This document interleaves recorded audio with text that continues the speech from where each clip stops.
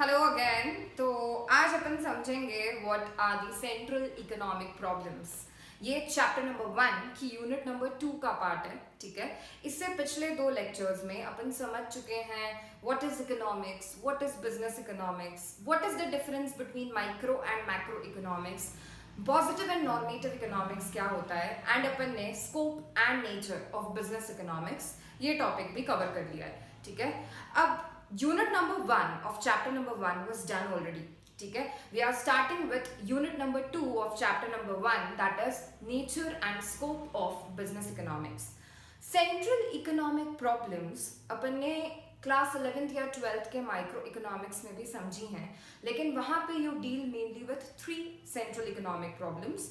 वो थी what to produce, how to produce and for whom to produce. यहाँ पे we have to deal with 4 central economic problems: what to produce, how to produce, for whom to produce, and what provisions should be made for economic growth. ठीक है, so these are the 4 problems that we need to deal with. ठीक है, पहली 3 problems, what to produce, how to produce, and for whom to produce, इन तीनों को बोला जाता है problem of allocation of resource. ठीक है, और अगर पूछा जाए allocation of resource किस इकोनॉमिक्स का पार्ट होता है, तो answer would be it is a part of micro economics. Fine, अब अपन स्टार्ट करते हैं विथ ईच प्रॉब्लम इंडिविजुअली। सबसे पहली प्रॉब्लम है व्हाट टू प्रोड्यूस। जैसा कि उसके नाम से समझ आता है कि व्हाट टू प्रोड्यूस मतलब क्या बनाना है, किस तरह के गुड्स एंड सर्विसेज बनानी है किसी भी इकोनॉमी में, या किसी भी प्रोड्यूसर को किस तरह के गुड्स एंड सर्विसेज का प्रोडक्शन करना है। ये कोई भी सोसाइटी हो या कोई भी प्रोड्यूसर हो, सबसे पहला क्वेश्चन जो उसे आंसर करना होता है कि वो किस टाइप के गुड्स एंड सर्विसेज बनाना चाहते हैं। ठीक है, और इसी के साथ एक और क्वेश्चन आता है कि कितना क्वांटिटी में वो गुड या सर्विस प्रोड्यूस होगा, in what quantity the goods and services are to be produced. मतलब व्हाट टू प्रोड्यूस जो प्रॉब्लम है उसमें 2 प्रॉब्लम्स और आती हैं। एक तो व्हाट टू प्रोड्यूस है और दूसरी है in which quantity the goods and services are to be produced. ठीक है, ये पहला क्वेश्चन है। देखो, इसमें से हार्डली कोई क्वेश्चन एज सच बना है। Okay, I tell you the kind of questions जो इन टॉपिक्स में से बनते हैं। ठीक है, तो व्हाट टू प्रोड्यूस में से हार्डली उन लोगों ने कुछ पूछा है, लेकिन जो दूसरी प्रॉब्लम है वो है हाउ टू प्रोड्यूस। ये बहुत ज़्यादा इंपॉर्टेंट हो जाती है क्योंकि इसमें से क्वेश्चंस बनते हैं। First I will explain you the problem, उसके बाद मैं बताती हूँ कि इसमें से किस टाइप के क्वेश्चन आ जाते हैं। कोई भी प्रोड्यूसर या सोसाइटी एक बार डिसाइड कर ले कि यार उनको बनाना क्या है और कितनी क्वांटिटी में बनाना है, उसके बाद उनको जो दूसरा क्वेश्चन आंसर करना होता है कि वो उनको कैसे बनाना है। ठीक है, किस टेक्निक ऑफ प्रोडक्शन से वो लोग अपना प्रोडक्ट या सर्विस बनाएंगे। ठीक है, there are 2 techniques of production, एक है लेबर इंटेंसिव टेक्निक और दूसरी है capital intensive technique. Labour intensive, जैसा कि नाम से समझ आ रहा है, ऐसी टेक्निक जिसमें लेबर ज्यादा यूज होगा in comparison to capital. Capital मतलब क्या?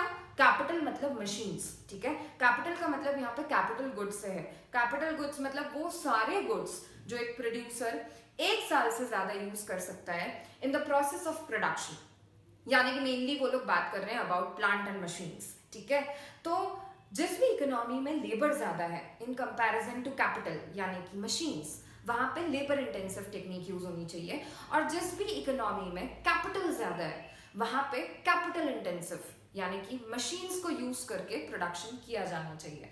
ठीक है, तो लेबर इंटेंसिव टेक्निक कहाँ यूज होगी? लेबर सरप्लस इकोनॉमी में। और कैपिटल इंटेंसिव टेक्निक कहाँ यूज होगी? इन अ कैपिटल सरप्लस इकोनॉमी। जैसे अगर अपन अपनी कंट्री की बात करें तो वहां पे लेबर इंटेंसिव टेक्निक ज्यादा अच्छी रहेगी क्योंकि हमारी कंट्री में लेबर ज्यादा है। ठीक है, तो it will help in generation of employment opportunity generate हो पाएगी। ठीक है, लेकिन कोई ऐसी कंट्री है जहाँ पे लेबर कम है और वहां पे मशीन ज्यादा है, तो वहां पे कैपिटल इंटेंसिव टेक्निक ज्यादा अच्छी रहेगी। अच्छा, कैपिटल इंटेंसिव टेक्निक यूज करने का फायदा क्या? कैपिटल इंटेंसिव टेक्निक से ये फायदा होगा कि it will help in generation of efficiency, मतलब वो टेक्निक ज्यादा एफिशिएंट होती है, कम कॉस्ट कम टाइम में काम कर देती है। ओके, तो 2 तरह की टेक्निक्स थी, कैपिटल इंटेंसिव, लेबर इंटेंसिव। ठीक है, कैपिटल इंटेंसिव टेक्निक यूज होगी in capital surplus economy, labour intensive technique use होगी in labour surplus economy. Capital intensive technique will help in efficiency, generation of efficiency, whereas labor intensive technique जो होगी that will help in generation of employment. अब इसमें से question किस type के आए हैं, जनरली ये लोग पूछ लेते हैं कि बताओ भाई लेबर इंटेंसिव टेक्निक किस तरह की इकोनॉमी में ज्यादा अच्छी रहेगी, तो correct option would B it will be good in case of labour surplus economy. और कैपिटल इंटेंसिव टेक्निक किस तरह की इकोनॉमी में अच्छी रहेगी, तो एक ऑप्शन होगा कैपिटल सरप्लस इकोनॉमी. एक और इम्पॉर्टेंट चीज, डेवलप्ड इकोनॉमी हो, डेवलपिंग इकोनॉमी हो या अंडर डेवलप्ड इकोनॉमी हो, उसमें कौन सी टेक्निक अच्छी रहेगी. Now it will depend upon situation. कोई ऐसी डेवलपिंग इकोनॉमी हो सकती है जहाँ पे इतना ज्यादा लेबर नहीं है, तो वो लोग ऑप्ट करेंगे for a capital intensive technique, ठीक है. लेकिन कोई ऐसी डेवलप्ड इकोनॉमी हो सकती है जहाँ पे लेबर ज्यादा है, तो even they can go for a labour intensive technique, ठीक है. तो it will depend completely upon the situation, क्योंकि जनरली वी लिंक कि यार इंडिया में लेबर्स इंटेंसिव टेक्निक ज़्यादा अच्छी है क्योंकि our economy is a developing economy, तो हम उससे लिंक बैठा लेते हैं कि डेवलपिंग इकोनॉमी में जनरली लेबर इंटेंसिव टेक्निक ज़्यादा अच्छी रहेगी. But this is not the correct answer क्योंकि it always depends upon the situation. Okay, अब एक और इम्पॉर्टेंट चीज, एग्जाम में एक क्वेश्चन आ गया था कि बताओ भाई डेवलप्ड इकोनॉमी में किस टाइप की टेक्निक यूज की जानी चाहिए, और ऑप्शंस कुछ इस तरह के थे. Option A was labour intensive technique, option B was capital intensive technique, option C was traditional and option D was home based. कुछ इस तरह के अगर ऑप्शंस मिल जाएं तो डेफिनेटली इन सब में सबसे appropriate option would B capital intensive technique, क्योंकि जनरली डेवलप्ड इकोनॉमीज में प्रोडक्शन होता है with the help of machines, ठीक है, and less with the help of labour. Okay, तो दैट इज वाई अगर इस टाइप का कुछ क्वेश्चन आ जाता है तो you will have to make the most appropriate choice. सबसे सही ऑप्शन कौन सा लगे वो चूज करना पड़ेगा.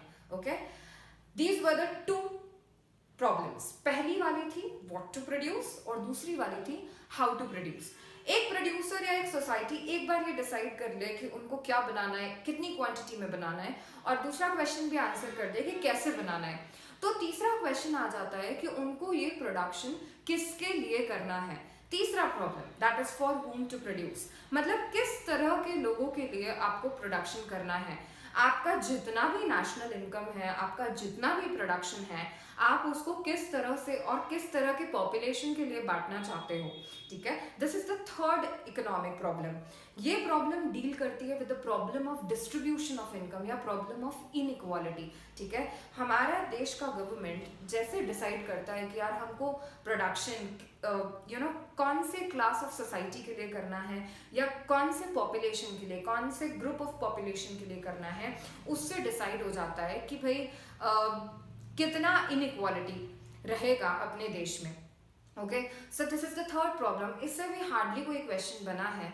Coming on to fourth problem, this is again important क्योंकि इसमें से क्वेश्चंस पूछे जाते हैं. चौथी प्रॉब्लम है provisions for economic growth. Provision for what provisions are needed for economic growth. ना इसमें दो इंपॉर्टेंट इश्यूज एड्रेस होंगे. एक तो है कंजम्पशन और दूसरा होगा सेविंग्स, ठीक है. जितना ज्यादा आप करंट कंजम्पशन बढ़ा दोगे ऑफ रिसोर्सेज, ठीक है, मेक इट वेरी क्लियर, हम कंजम्पशन ऑफ रिसोर्सेज की बात कर रहे हैं. जितना ज्यादा करंट कंजम्पशन होगा ऑफ रिसोर्सेज उतनी ही कम फ्यूचर ग्रोथ हो जाएगी, ठीक है, क्योंकि फ्यूचर जनरेशंस के लिए रिसोर्सेज इतने नहीं बचेंगे कि वहां पे हम ज्यादा प्रोडक्शन कर पाए. और जितना ज्यादा सेविंग होगा इन करंट ऑफ द रिसोर्सेज, आप प्रेजेंट में जितना ज्यादा रिसोर्स को सेव करोगे उतना ज्यादा फ्यूचर इकोनॉमिक ग्रोथ होगा. Now this problem becomes very important क्योंकि इसमें से क्वेश्चन आ चुके हैं एग्जाम में भी और तुम्हारे मॉड्यूल में भी इस पर बेस्ड क्वेश्चन है. Higher current consumption would result into dash future economic growth. तो जो भी ऑप्शंस रहेंगे उनमें से सही option would be slow economic growth. और अगर ऐसा क्वेश्चन पूछ लिया जाए कि higher savings, higher current savings would result into dash future economic growth, तो जो भी ऑप्शंस रहेंगे उनमें से सही option would be faster economic growth, ठीक है, या उसी से रिलेटेड कोई ऑप्शन. तो अल्टीमेटली ये दो तरह के क्वेश्चंस हैं जो इस प्रॉब्लम में से पूछे जाते हैं. तो let us have a repetition. अपन ने 4 सेंट्रल इकोनॉमिक प्रॉब्लम्स पढ़ी. पहली प्रॉब्लम थी व्हाट टू प्रोड्यूस, मतलब क्या बनाना है, किस तरह के गुड्स एंड सर्विसेज बनाने हैं और कितनी क्वांटिटी में बनाने हैं, ये पहली प्रॉब्लम थी, ठीक है. देन दूसरी प्रॉब्लम थी कि कैसे बनाना है, हाउ टू प्रोड्यूस. 2 टेक्निक्स पढ़ी, labor intensive technique and capital intensive technique. Labor intensive technique is good for a labor surplus economy. Capital intensive technique is good for capital surplus economy.